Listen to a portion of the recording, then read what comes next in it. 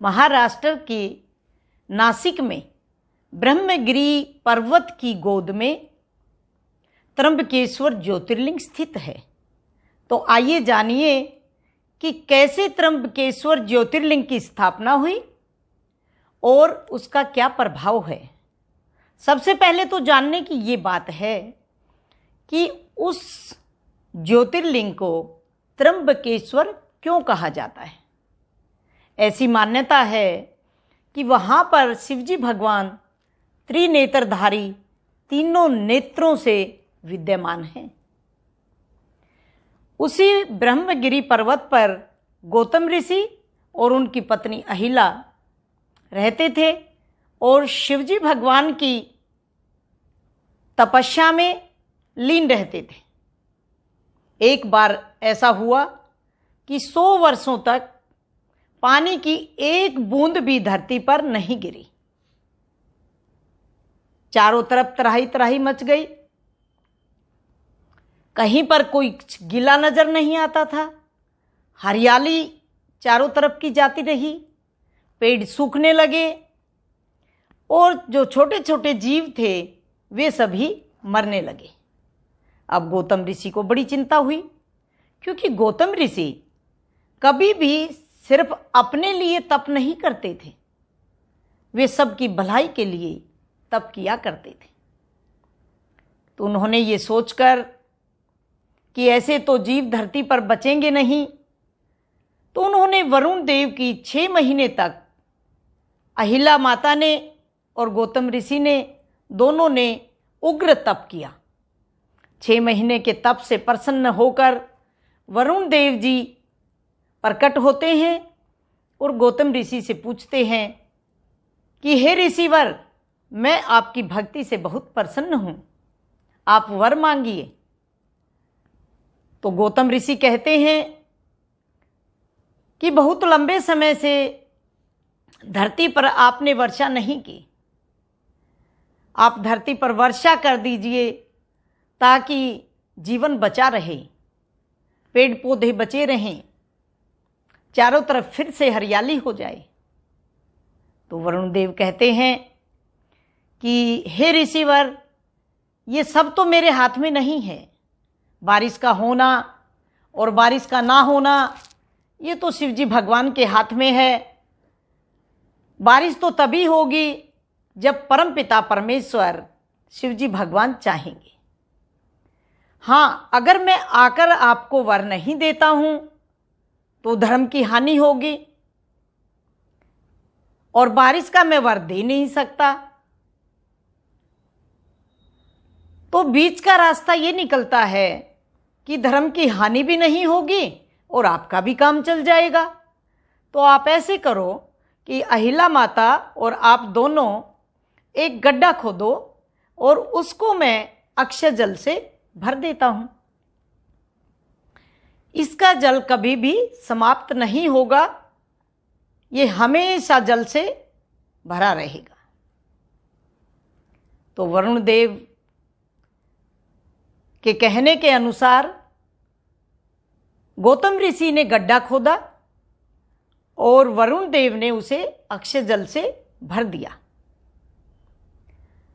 अब गड्ढा हमेशा जल से भरा रहता था।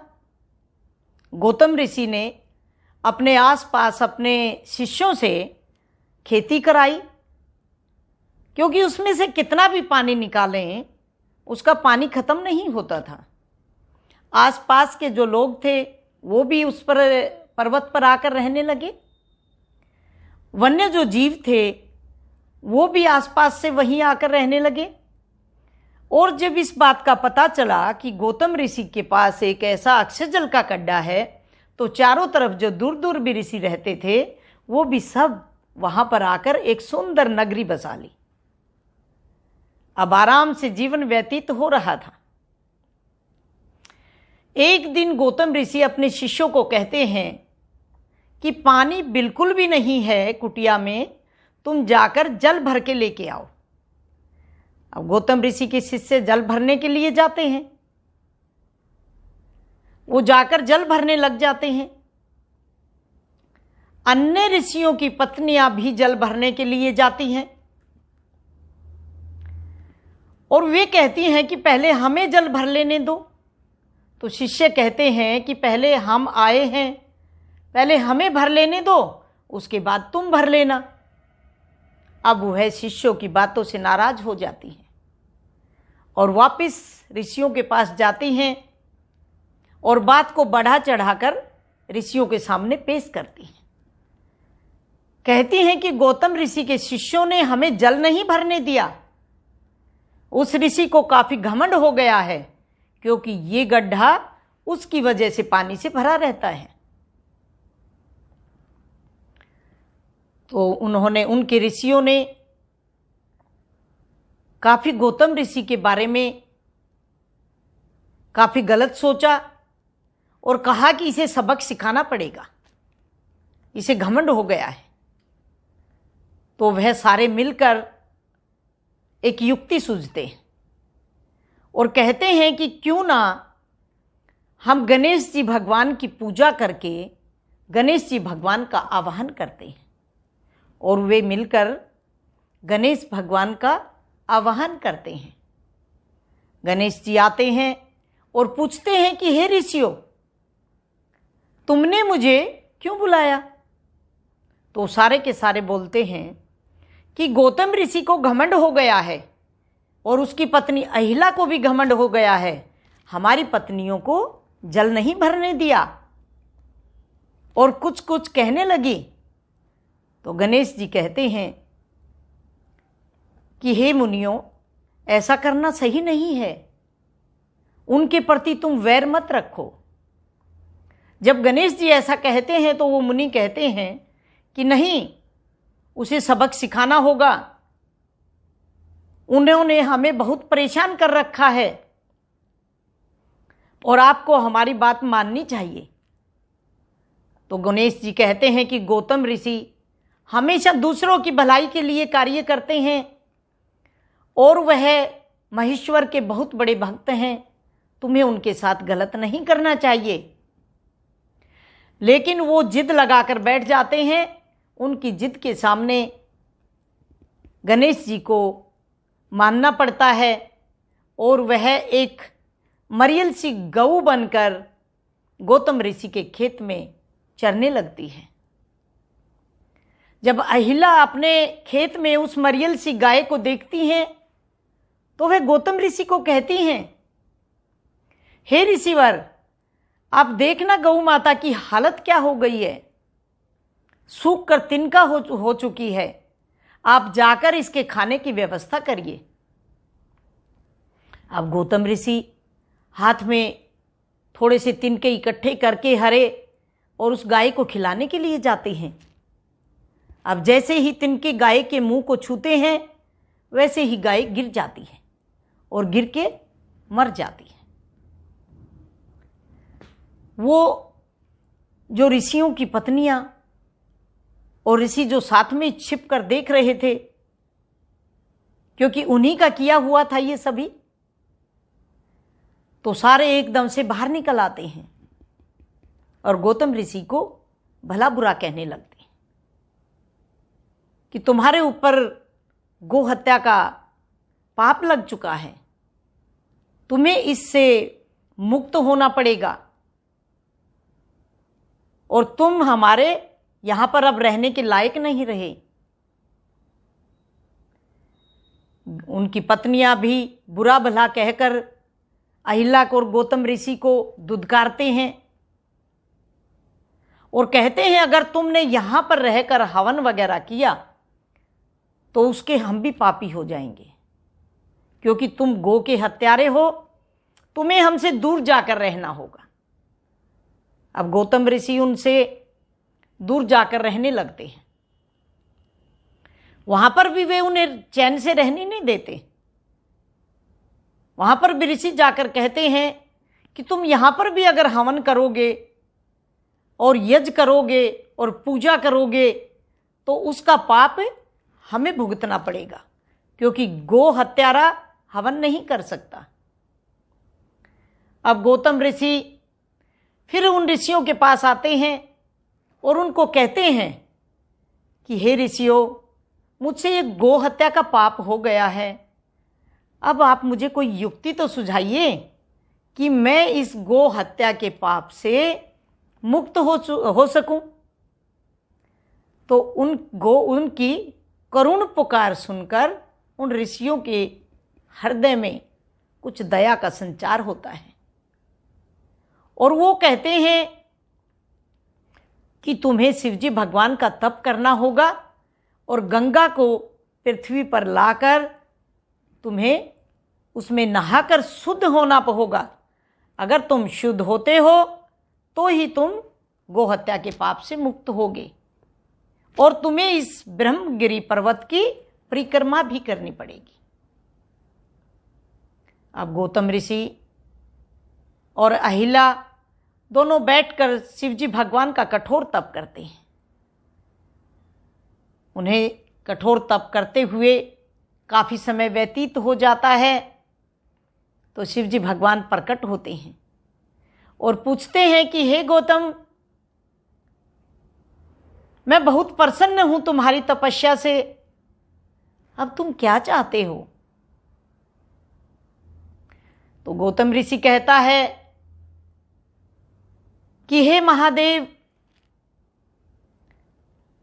आप कृपा करके गंगा को धरती पर लाइए जिसमें मैं नहाकर गो हत्या के पाप से मुक्त हो सकूं। शिवजी भगवान कहते हैं कि ये तो उन्हीं का, ऋषियों का किया हुआ पाप है, जो तुम पर तो वे झूठा ही पाप लगा रहे हैं, क्योंकि तुमने गो हत्या की नहीं, ये उन्हीं की प्लानिंग थी। उन्होंने ही ऐसा तुमसे कराया है। तुम्हारे उस तिनके से गाय माता नहीं मरी, वो तो सब उन्हीं का किया धरा है। मैं उनको अभी श्राप देता हूं और गंगा को धरती पर अवतरित करता हूं।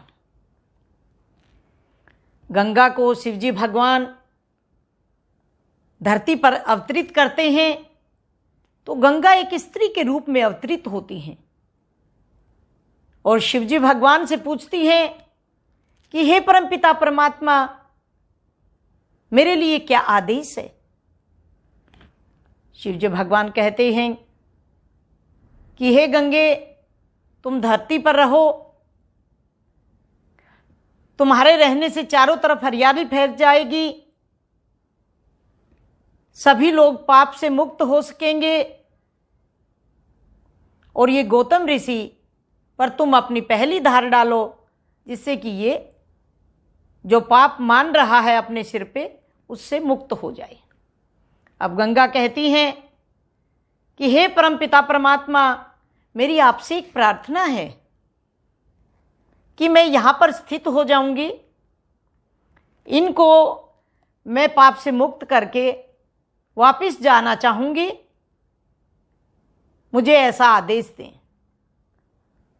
तो शिवजी भगवान कहते हैं, नहीं गंगे, तुम्हें धरती पर ही रहना होगा पापियों को पाप से मुक्त करने के लिए। तो गंगा माता कहती हैं कि हे परमपिता परमात्मा, मैं आपसे प्रार्थना करती हूँ कि आप और माता पार्वती मेरे तट पर स्थित हों, तो मुझे यहाँ पर रहना अच्छा लगेगा। शिवजी भगवान तथास्तु कहते हैं। और जब श्राप देने वाली जो बात थी कि मैं इन ऋषियों को श्राप देता हूं, तुम्हें इन्होंने परेशान कर रखा है, तो गौतम ऋषि कहते हैं, बड़ी करुण आवाज से कहते हैं कि हे महेश्वर, इन ऋषियों को आप कुछ मत करिए, क्योंकि इन ऋषियों के वजह से अगर ये मेरे साथ ऐसा नहीं करते तो मुझे आपके दर्शन नहीं होते। आज इनकी वजह से ही मुझे आपके दर्शन हो पाए हैं। आप जो मैंने लिंग बनाकर मैंने तप किया है, आप इसी लिंग में स्थित हो जाइए, यही मेरी आपसे प्रार्थना है।